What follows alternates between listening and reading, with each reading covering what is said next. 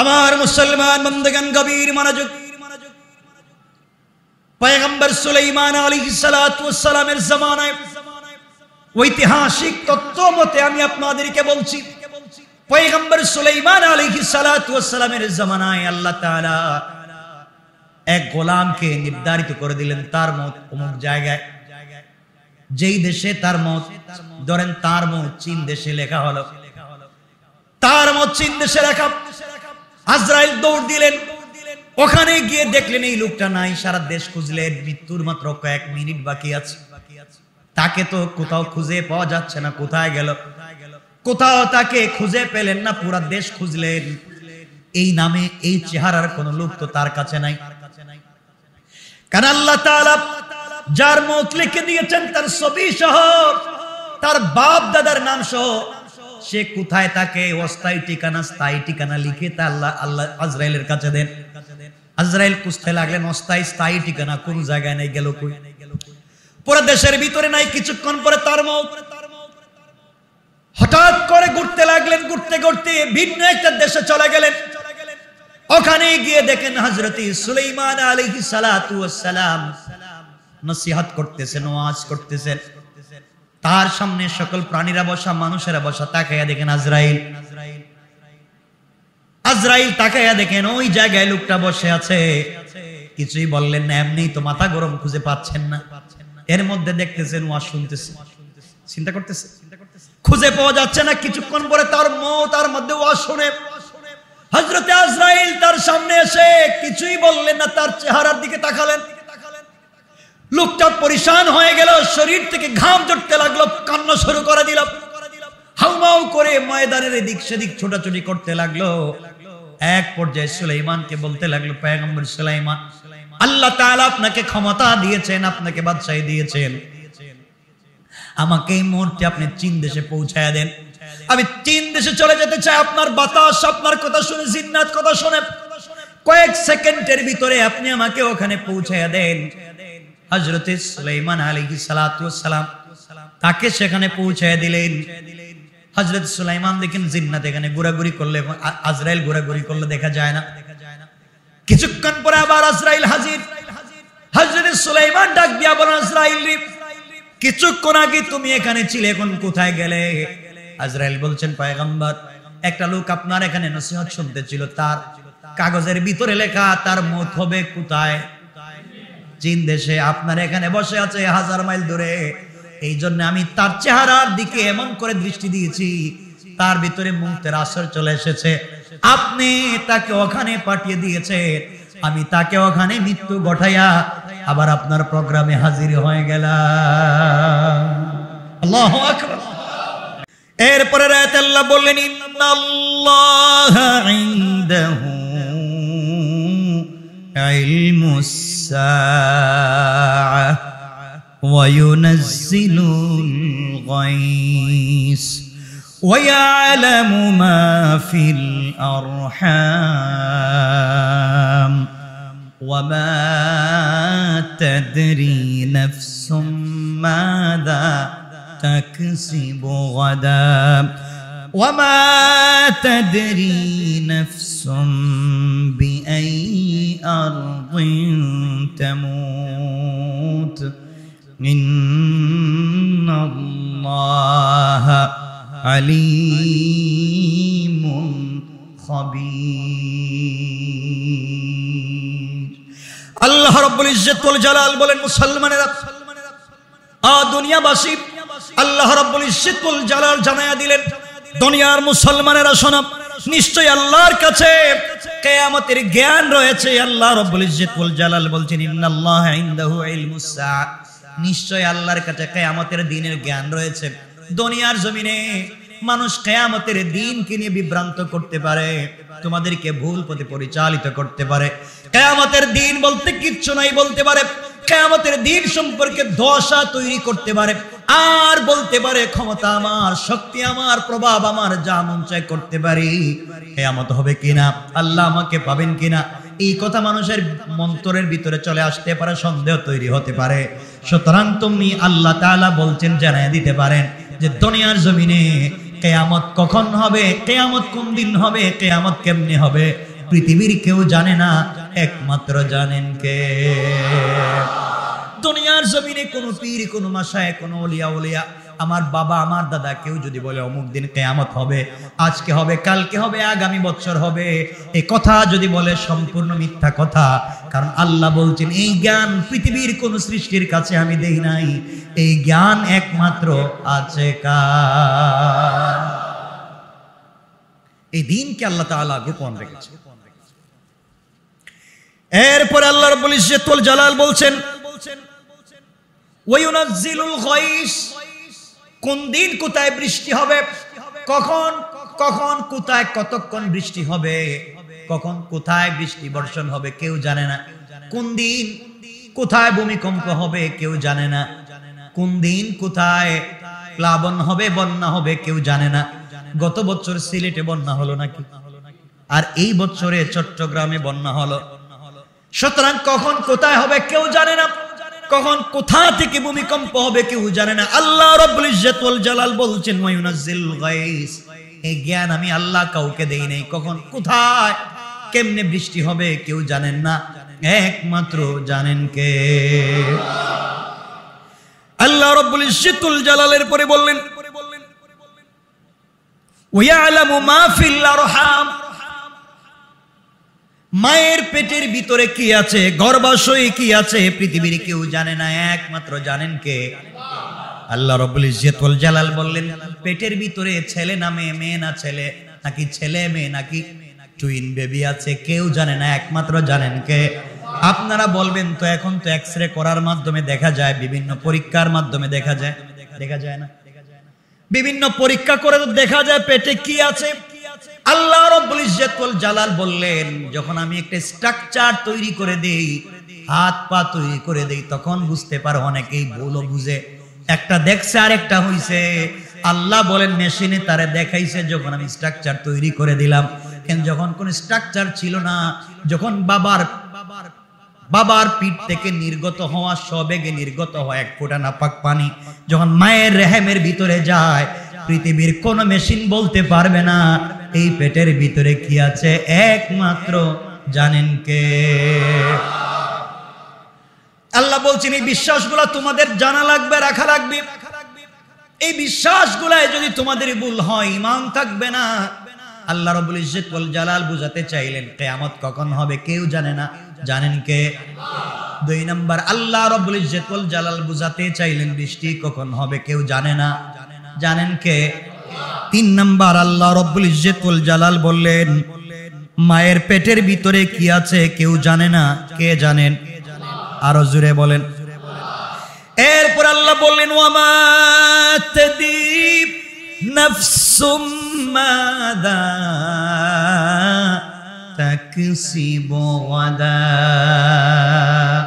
আল্লাহ রাব্বুল ইজ্জত ওয়াল জালাল বললেন কেউ জানে না আগামী কালকে সে কি উপার্জন করবে এবং কি করবে কেউ জানে না, একমাত্র জানেন কে? আল্লাহ রাব্বুল ইজ্জত ওয়াল জালাল বলেন আগামী কালকে সে কি উপার্জন করবে। হয়তো উপার্জনের জন্য বের হয়েছে, রাস্তায় মরে গিয়েছে, জানে না কি উপার্জন করবে। হয়তো চাইছে একটা পেয়ে গেছে আরেকটা। আল্লাহ বুঝাতে চাইলেন আগামী কালকে কি উপার্জন করবে, কি খাবে কেউ জানে না, একমাত্র জানেন কে? আপনি আজকে 2.5 কেজি 3 কেজি ওজনের ইলিশ মাছ কিনলেন, বড় একটা খাসি কিনলেন, আগামী কালকে খাবেন। বাড়িতে পাঠাইয়া দিয়েছেন ঠিকই, রাত্রবেলা ঘুমাইছেন, আপনি জানেন না ঘুমের বিছানায় আপনি মরে যেতে পারেন কি পারেন না? আমি মরে যেতে পারি কি পারি না? সুতরাং আগামী কালকে কি খাবো, আগামী কালকে কি উপার্জন করব পৃথিবীর কেউ জানে না, একমাত্র জানেন কে? আওয়াজ করে বলেন। এরপর আল্লাহ রাব্বুল ইজ্জত ওয়াল জালাল বললেন ওয়ামা তাদরি নাফসুম বিআই আরদিন তামুত। আল্লাহ রাব্বুল ইজ্জত ওয়াল জালাল বলতে চাইলেন কোন দেশে কে কখন কোন দেশে কে কখন কোন দেশে কোথায় কেমনে মরবে কেউ জানে না, একমাত্র জানেন কে? সুতরাং আল্লাহ বুঝাতে চাইলেন দুটো আয়াতে। এক নম্বরে বলতে চাইলেন, বান্দা দুনিয়ার জমিনে চলার পথে একমাত্র আমাকে ভয় করবা, কিয়ামতের দিনকে ভয় করবা। ওই কাজ করতে গেলে খবরদার শয়তান যেন তোমাদেরকে ধোঁকা না দে, দুনিয়া যেন ধোঁকা না দে। বান্দার এই 4 কাজ মনে রাখবা। আর ওই কয়েকটা জিনিস নিয়ে তোমাদেরকে বিভ্রান্ত হতে হবে না। 1 নাম্বার, আল্লাহ রাব্বুল ইজ্জত ওয়াল জালাল বললেন কিয়ামত কোন দিন হবে, কেমনে হবে, কোথায় হবে, কিভাবে হবে কেউ জানে না, একমাত্র জানেন কে? 2 নাম্বার, বৃষ্টি কখন কোথায় হবে কেউ জানে না, জানেন কে? 3 নাম্বার, পেটের ভিতরে মায়ের গর্ভাশয়ের ভিতরে কি আছে কেউ জানে না, একমাত্র জানেন কে? এরপরে আল্লাহ রাব্বুল ইজ্জত ওয়াল জালাল বললেন 4 নম্বরে, কে আগামী কালকে কোথায় কি উপার্জন করবে কেউ জানে না, একমাত্র জানেন কে? 5 নম্বরে আল্লাহ রাব্বুল ইজ্জত ওয়াল জালাল বললেন কে কখন কোন দেশে কেমনে মরবে কেউ জানে না, একমাত্র জানেন কে? আল্লাহ রাব্বুল ইজ্জত ওয়াল জালালের পরে বললেন ইন্নাল্লাহা আলিমুন খাবীর।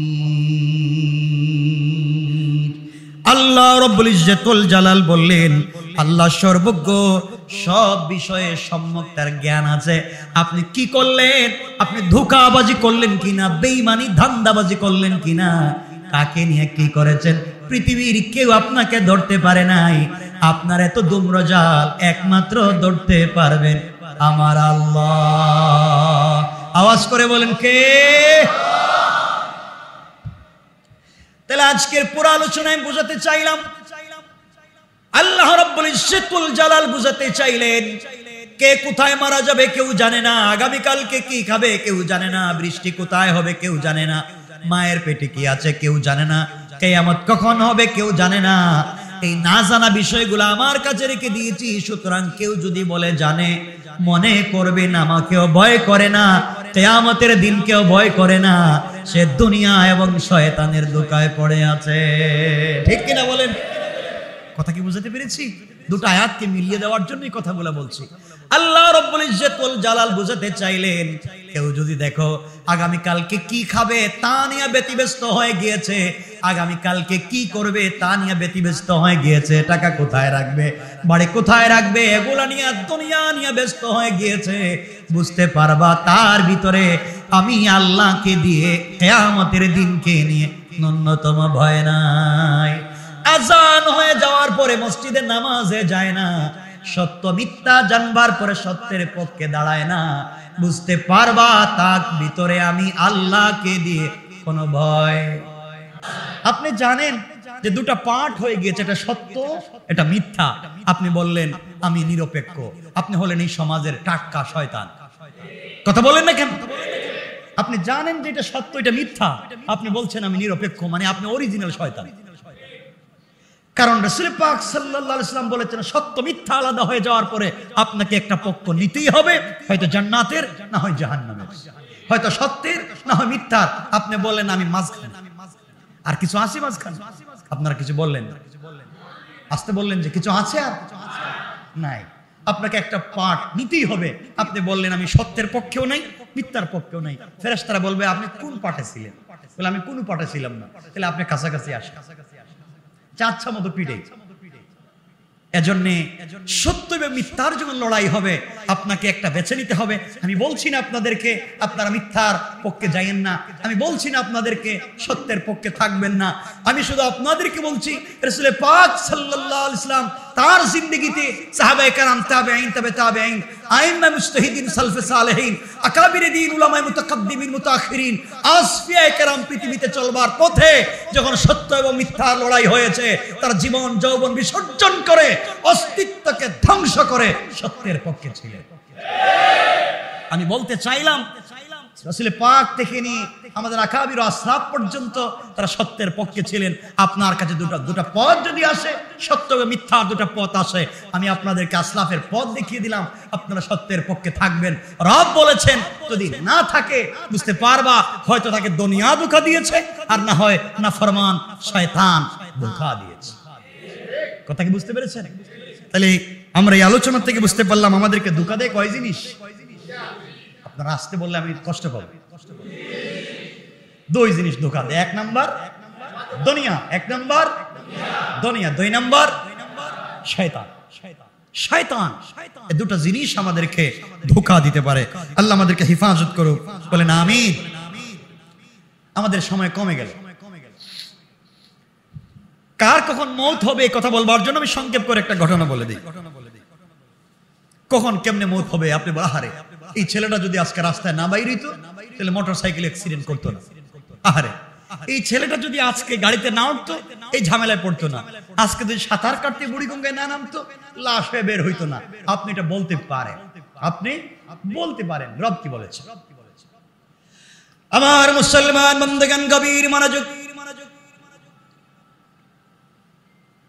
পয়গম্বর সুলাইমান আলাইহিস সালাতু ওয়াস সালামের জামানায় ঐতিহাসিক তথ্য মতে আমি আপনাদেরকে বলছি, পয়গম্বর সুলাইমান আলাইহিস সালাতু ওয়াস সালামের জামানায় আল্লাহ তাআলা এক গোলামকে নির্ধারিত করে দিলেন তার মত অমুক জায়গায়, যেই দেশে তার মত, ধরেন তার মত চীন দেশে লেখা হলো, তার মত চীন দেশে লেখা। আজরাইল দৌড় দিলেন, ওখানে গিয়ে দেখলেন এই লোকটা নাই। সারা দেশ খুঁজলেন, মৃত্যুর মাত্র কয়েক মিনিট বাকি আছে। তাকে তো কোথাও খুঁজে পাওয়া যাচ্ছে না, কোথায় গেল? কোথাও তাকে খুঁজে পেলেন না, পুরা দেশ খুঁজলেন। এই নামে এই চেহারার কোন লোক তো তার কাছে নাই। কারণ আল্লাহ তাআলা যার মত লিখে দিয়েছেন তার ছবি সহ, তার বাপ দাদার নাম সহ, সে কোথায় থাকে অস্থায়ী ঠিকানা স্থায়ী ঠিকানা লিখে তা আল্লাহ আজরাইলের কাছে দেন। আজরাইল খুঁজতে লাগলেন অস্থায়ী স্থায়ী ঠিকানা কোন জায়গায় নেই, গেল কই? পুরো দেশের ভিতরে নাই। কিছুক্ষণ পরে তার মত। হঠাৎ করে ঘুরতে লাগলেন, ঘুরতে ঘুরতে ভিন্ন একটা দেশে চলে গেলেন। ওখানে গিয়ে দেখেন হযরত সুলাইমান আলাইহিস সালাতু ওয়াস সালাম নসিহত করতেছেন, ওয়াজ করতেছেন।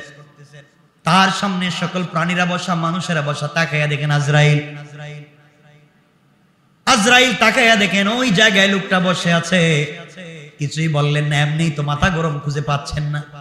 এর মধ্যে দেখতেছেন ওয়াজ শুনতেছে, চিন্তা করতেছে, খুঁজে পাওয়া যাচ্ছে না। কিছুক্ষণ পরে তার মত, তার মধ্যে ওয়াজ শুনে হযরত আজরাইল তার সামনে এসে কিছুই বললেন না, তার চেহারার দিকে তাকালেন। লোকটা পরিশান হয়ে গেল, শরীর থেকে ঘাম ঝরতে লাগলো, কান্না শুরু করে দিল। হাউমাউ করে ময়দানের এদিক সেদিক ছোটাছুটি করতে লাগলো। এক পর্যায়ে সুলাইমানকে বলতে লাগলো, পয়গম্বর সুলাইমান, আল্লাহ তাআলা আপনাকে ক্ষমতা দিয়েছেন, আপনাকে বাদশাহী দিয়েছেন, আমাকে এই মুহূর্তে আপনি চীন দেশে পৌঁছায়া দেন।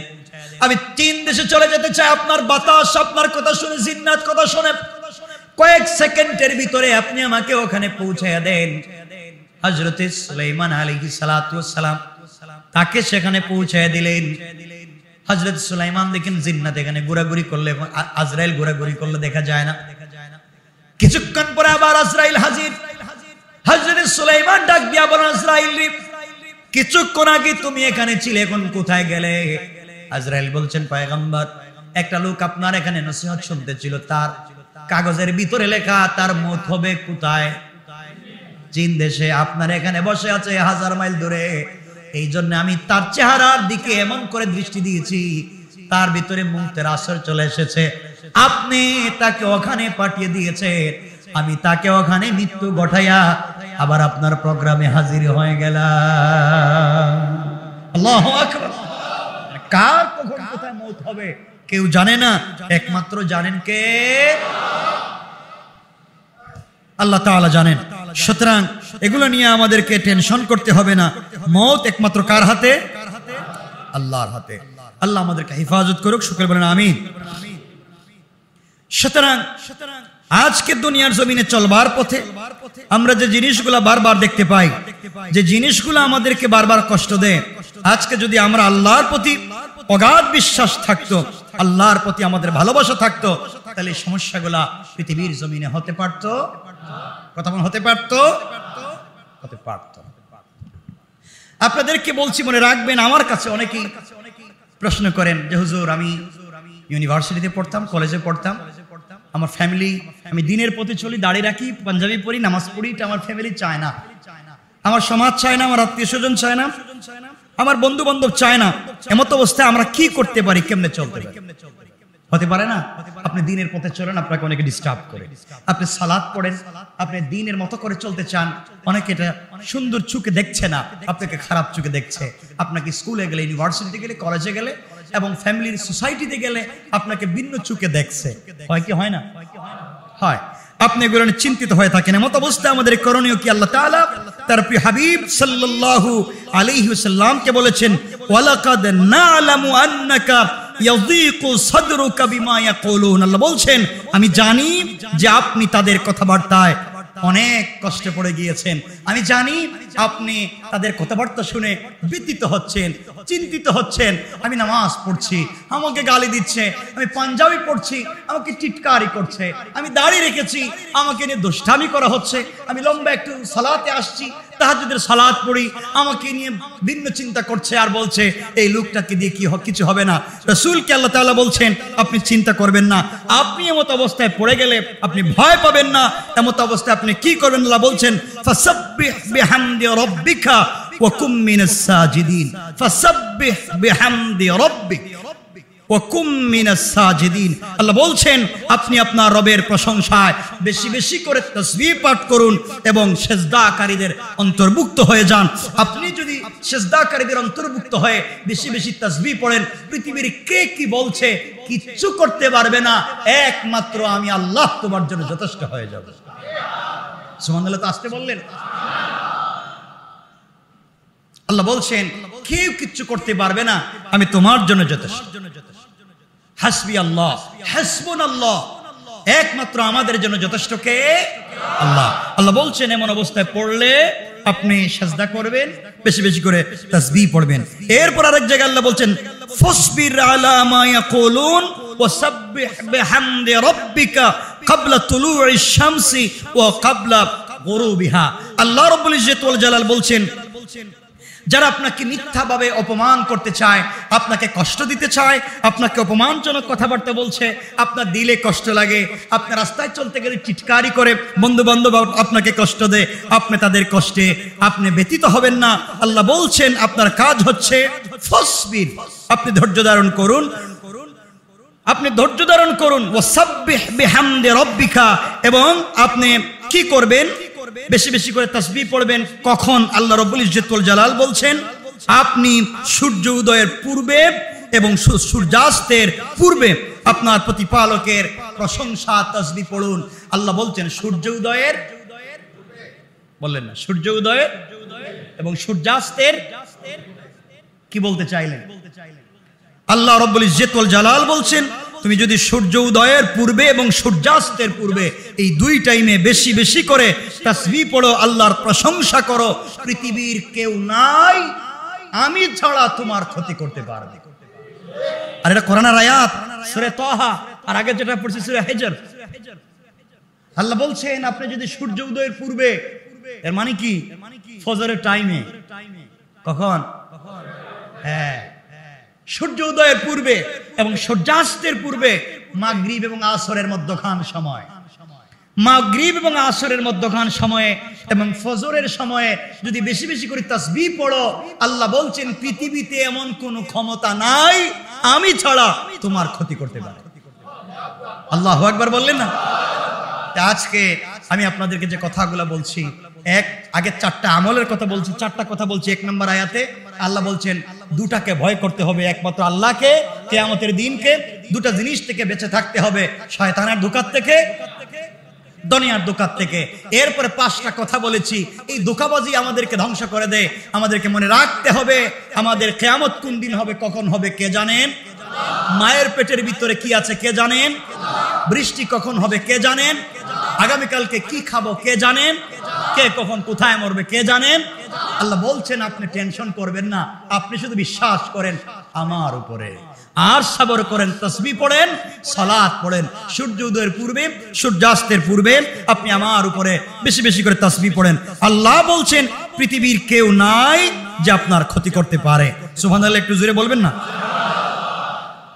সুতরাং মনে রাখবেন, এই কথা যদি আপনি মনে করেন, তাহলে বিনা কারণে যারা আপনাকে, বিনা কারণে যারা তোমার জীবনে দুঃখের গল্প তৈরি করে, আমি জানি না আমার কথা বুঝতে পারতেছেন কিনা।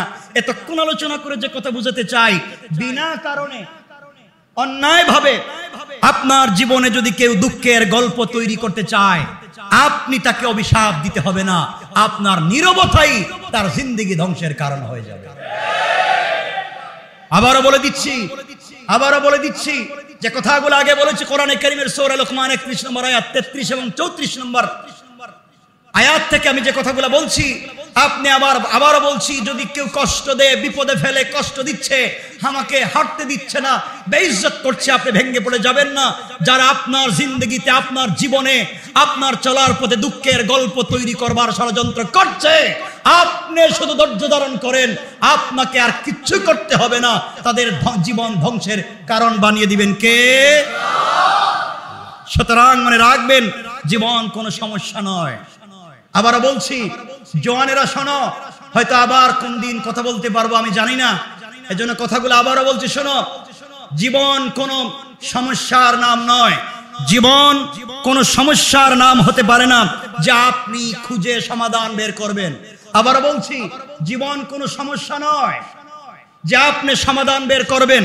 জীবন হচ্ছে একটা বাস্তব অভিজ্ঞতার নাম।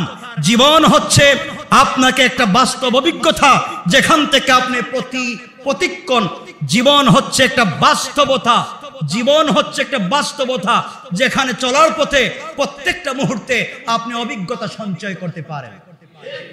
জীবন কোনো সমস্যা নয় যে আপনি সমাধান করবেন, কারণ জীবন দিয়েছেন কে?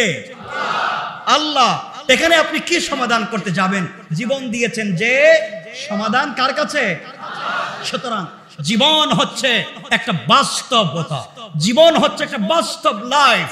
সুতরাং বাস্তবতায় চললে আপনি চলার পথে অভিজ্ঞতা অর্জন করতে পারেন। সুতরাং কে কি বলছে, কে কি করছে, ওখানে কান না দিয়ে আমাদেরকে চলতে হবে বিশ্বাস করে, ভয় করে। কার উপরে? আল্লাহর উপরে। সময় কমে গেল, কথা চাইলেও আমি লম্বা করতে পারছি না, আমার মন চায় এই কথাগুলো বলবার পরে হযরত জাবির ইবনে আব্দুল্লাহ রাদিয়াল্লাহু তাআলা আনহুর জিন্দেগি থেকে আমি দু চারটা কথা বলি। হযরত জাবির রাসূল পাক সাল্লাল্লাহু আলাইহি ওয়াসাল্লামের শেষ সাহাবী, যার বাপের নাম হযরত আব্দুল্লাহ রাদিয়াল্লাহু তাআলা আনহু। হযরত জাবির তার বাপ রাসূল পাককে কতটুকু ভালোবাসতেন। হযরতে জাবেরের কথা বললেই তো লম্বা হয়ে যায়, তার বাপের কথা বলি। মনে পড়ে গেল জাবের রাদিয়াল্লাহু তাআলার পিতার নাম হযরত আব্দুল্লাহ রাদিয়াল্লাহু তাআলা আনহু উহুদের যুদ্ধে শহীদ হয়েছেন। শহীদ হওয়ার আগের রাতে জাবেরকে ডাকলেন, জাবের আসো। জাবের কাছে পিচ্চি মানুষ, ছোট মানুষ, বসছেন বাবার কাছে। বাপ বলছেন, জাবের, এই পৃথিবীর পূর্ব থেকে পশ্চিম, উত্তর থেকে দক্ষিণ যা আছে সব কিছু থেকে আমি বাপ তোমাকে ভালোবাসি। সুবহানাল্লাহ বললেন। জাবের বলছেন, আব্বা জান, আমি আপনার ছেলে, আপনি আমাকে ভালোবাসবেন না তো কাকে ভালোবাসবেন? আমি জানি আপনি আমাকে ভালোবাসেন। আবার বলছেন, জাবের, আমি আব্দুল্লাহ বলছি, এই পৃথিবীতে একমাত্র তোমাকে সব থেকে বেশি ভালোবাসি। জাবের বলছেন, বাবা ঠিক আছে, মানলাম, কি বলতে চান? হযরত আব্দুল্লাহ বলছেন, একটা কথা বলার জন্যই বলছি, এই এতক্ষণ যা বললাম তোমাকে ভালোবাসি পৃথিবীর সবচাইতে বেশি, মনে রাখবা এখানে একজন মানুষকে আলাদা রেখেছি, তিনি আমার কলিজার টুকরা নবী মুহাম্মদ রাসূলুল্লাহ সাল্লাল্লাহু আলাইহি ওয়াসাল্লাম। ও জাবের, পৃথিবীর সবথেকে তোমাকে ভালোবাসি এর অর্থ এটা নয় যে আমি আমার রাসূল থেকে তোমাকে ভালোবাসি, বরং আমি আমার রাসূলের জন্য আমি জাবেরকে হাজার বার যদি ইসলামের জন্য জাবেরকে দুনিয়া থেকে বিদায় করতে হয়, আমি আব্দুল্লাহ তাতে রাজি। আল্লাহু আকবার। জাবের তোমাকে বলতে চাই, রাসূল পাক আমাকে বলছেন উহুদের যুদ্ধে চলে যাওয়ার জন্য, আমি চলে যাচ্ছি, আর আমি দেখতে পাচ্ছি, সুঘ্রাণ পাচ্ছি উহুদের ময়দানে যারা প্রথম কাতারে শহীদ হবে, আমি আব্দুল্লাহ মনে হয় প্রথম কাতারে থাকবো। সুতরাং আমি মরে গেলে বাবার জন্য দোয়া কইরো, বোনদের সাথে ভালো ব্যবহার করবে, ফুফুদের খবর নিবে, আর আমি বাপ যে রাসূলের জন্য জীবন দিতে যাই, আমার চাইতে সে রাসূলকে বেশি ভালোবাসবে। সুবহানাল্লাহ বললেন না? আমার চাইতে সে রাসূলকে বেশি ভালোবাসবে। কথাগুলো লম্বা। হযরতে জাবের রাদিয়াল্লাহু তাআলা আনহুর বাপ হযরতে আব্দুল্লাহ যুদ্ধে চলে গেলেন। আমার বন্ধুগণ, যুদ্ধে যাওয়ার পরে দীর্ঘক্ষণ যুদ্ধ করলেন, শহীদ হয়ে গেলেন।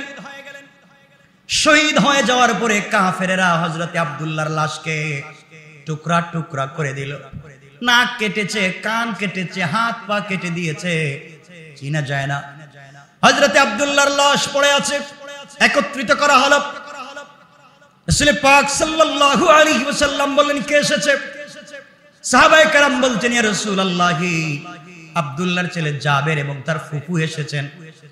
তাকে লাশ দেখানো যাবে না, ছোট্ট মানুষ, বাবার লাশ দেখলে কষ্ট পাবে। নবীজি বললেন, না না, তার বাপের লাশ দেখাও, তার বোনকেও ফুফুকেও লাশটা দেখাও। হযরত আব্দুল্লাহ রাদিয়াল্লাহু তাআলা আনহুর হাত পা সব একত্রিত করা হলো। হযরত জাবের বাবার লাশ দেখলেন, এক ফোঁটা চোখের পানি পড়ে গেল। বোন তার ভাইয়ের লাশ দেখে হাউমাউ করে কাঁদতে লাগলেন। নবীজি ডাক দিয়া বলেন, ও সাহাবীরা, কার কান্নার আওয়াজ শোনা যায়? একজন মেয়ে মানুষের কান্নার আওয়াজ শোনা যায়, বলো কে? সাহাবায়ে কেরাম বলছেন, ইয়া রাসূলুল্লাহ, আব্দুল্লাহর বোন হাউমাউ করে কাঁদতেছে। নবীজি বলেন, সাহাবীরা রে, যতক্ষণ পর্যন্ত আব্দুল্লাহর লাশ এই জমিন থেকে উঠানো না হবে, ততক্ষণ পর্যন্ত আল্লাহ রহমতের হাজারো লাখো কোটি ফেরেশতা আমার আব্দুল্লাহর লাশকে ঘিরে তার জন্য রহমতের দোয়া করে করে বাতাস দিতে আছে। আল্লাহু আকবার। হযরতে জাবের বাবার লাশ থেকে হাউমাউ করে কাঁদতে লাগলেন। নবীজি আস্তে আস্তে করে জাবেরের কাছে গিয়ে জড়াইয়া ধরলেন। আর নবীজি জড়াইয়া জাবেরের কপালে চুম্বন করে বলছেন, জাবের, তুমি বাবার জন্য কান্না করো। কথা বলে আমার নবীজি তার হাত মুবারক জাবেরের মাথার উপরে রাখলেন আর বলেন, জাবের, এই মুহূর্তে তুমি আমার সঙ্গে বাড়িতে চলো। আজকের থেকে আমি আজকের থেকে ঘোষণা করলাম, হযরতে আয়েশা আজকের থেকে তোমার মা, আর আমি মুহাম্মদুর রাসূলুল্লাহ তোমার বাবা হয়ে গেলাম। আমার বন্ধুগণ, উহুদের প্রান্তরে আরেকজন সাহাবীর কবরের ভিতরে দুজনকে একত্রিত করে লাশ দাফন করা হলো, মাদফুন করে দেওয়া হলো।